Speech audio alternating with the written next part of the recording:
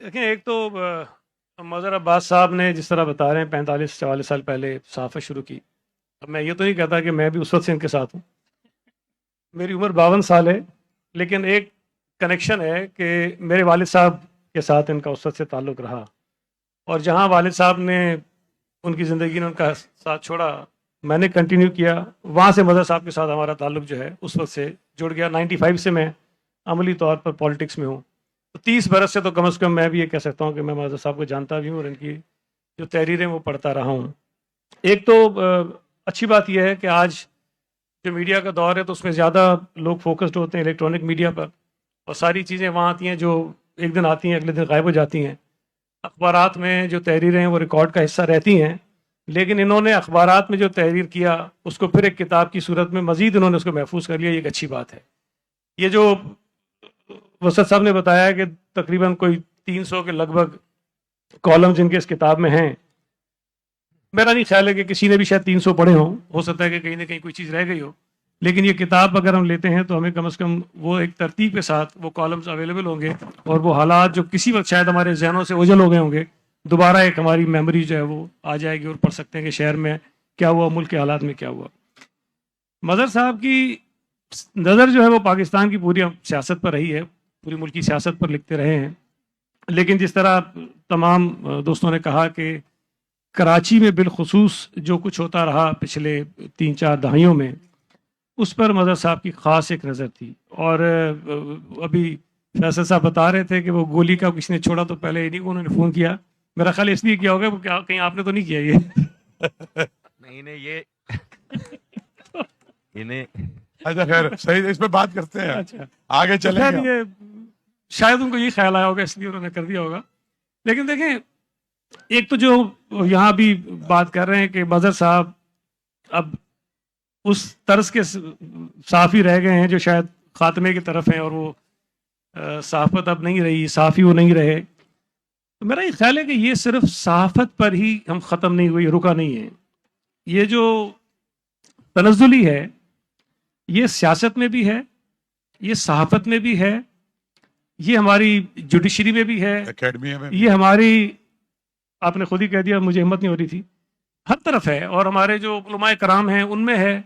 हमारा जो मयार था या जो होना चाहिए वो किसी शोबे में रहा नहीं है, और ये बहुत ख़तरनाक बात है। वसत साहब ने कहा कि ये कंट्रोल्ड क्योस है। मैं ये समझता हूँ कि अगर इतना ही कंट्रोल होता तब भी शायद बेहतर होता। कंट्रोल करने की कोशिश की जाती है लेकिन चीज़ें कंट्रोल होती नहीं है, और जब जब ज़्यादा कंट्रोल करने की कोशिश की गई है तब तब चीज़ें ज़्यादा कंट्रोल से बाहर निकली हैं। अब ये बदकिस्मती है कि हम सब समझने से कासिर हैं, और कभी कभी तो यकीन करें इतना दुख होता है। हम 25 करोड़ से ज़्यादा का मुल्क हैं, हम एक चीफ इलेक्शन कमिश्नर ढूंढने जाएं हमें नहीं मिलता, हम कोई चेयरमैन नैब ढूंढने जाएं हमें नहीं मिलता, इज्जतदार आदमी आता नहीं है, जो आता है उसकी हम इज्जत का जनाजा निकाल देते हैं। तो ये बड़ी एक अफसोस की बात है कि इतने बड़े मुल्क में आपको गिने चुने नाम आप बताएंगे कि जी ये लोग हैं जो अच्छे सियासतदान हैं, गिने चुने लोग हैं अच्छे जजेस हैं, गिने चुने लोग हैं अच्छे साफ़ी हैं, गिने चुने लोग हैं जो अच्छे उलमाए कराम हैं, गिने चुने लोग हैं जो अच्छे अदीब हैं, जो सच लिखते हैं, सच बात करते हैं, कतई नज़र इसके कि उसके उसके फिर नताइज क्या निकलेंगे, उनकी जो बैशिंग होती है वो कितनी होगी। तो ये हमारी बदकिस्मती एज अ कौम है कि हम शायद बहुत ज़्यादा इनतात पजीर हो गए हैं, और हम उस तनज़ुली की तरफ जा रहे हैं जिसका हमें भी शायद बाज़ औक़ात एहसास होता नहीं है।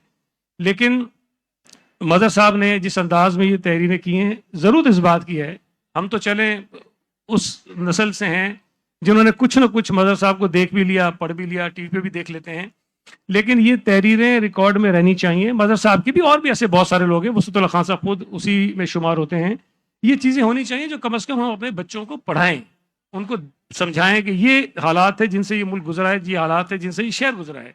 हमें बहुत ही संजीदगी के साथ इस मौजू पर बात करने की ज़रूरत होती है कि इस मुल्क में जो ये बहरान है, ये तो अभी आप अमेरिका की मिसाल दे रहे हैं, शायद और मुल्कों की मिसाल दे रहे हैं, वहाँ तो क्योस कभी आता है फिर संभल जाता है ना।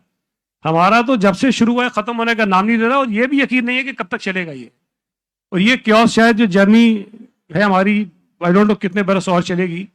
हमें बहुत सीरियस इस बात पर गौर करने की ज़रूरत है कि इस किस्म के लोग जो बच गए हैं, जो रह गए हैं, उनकी तहरीरों को ان کی سوچ کو، ان کی فکر کو کسی نے طرح محفوظ بھی کریں، محفوظ کرنے کے بعد اپنی جو نئی جنریشن ہے اس کو یہ ٹرانسفر بھی کریں ہم. ورنہ اگر یہ 2-4 گنے چنے لوگ یہ نکل گئے کچھ اور، یہ ساری کلاس سمجھ لیں کہ یہ جنریشن پوری نکل گئی، اور اس کے بعد جو نئی کھیپ آ رہی ہے صحافت میں بھی، سیاست میں بھی. اب ذرا تصور کیجئے کہ وہ لوگ اگر ہوں گے اور یہ ملک آج سے 10 سال بعد، 20 سال بعد، 25 سال بعد اس انداز میں چلایا جا رہا ہوگا، تو یہ جو ہم آج رو رہے ہیں کہ یہ افراتفری کی ایک جو سفر ہے ہمارا، یہ چل رہا ہے، یہ افراتفری کتنی بڑھے گی اور کہاں تک ہمیں پہنچائے گی. بہت شکریہ.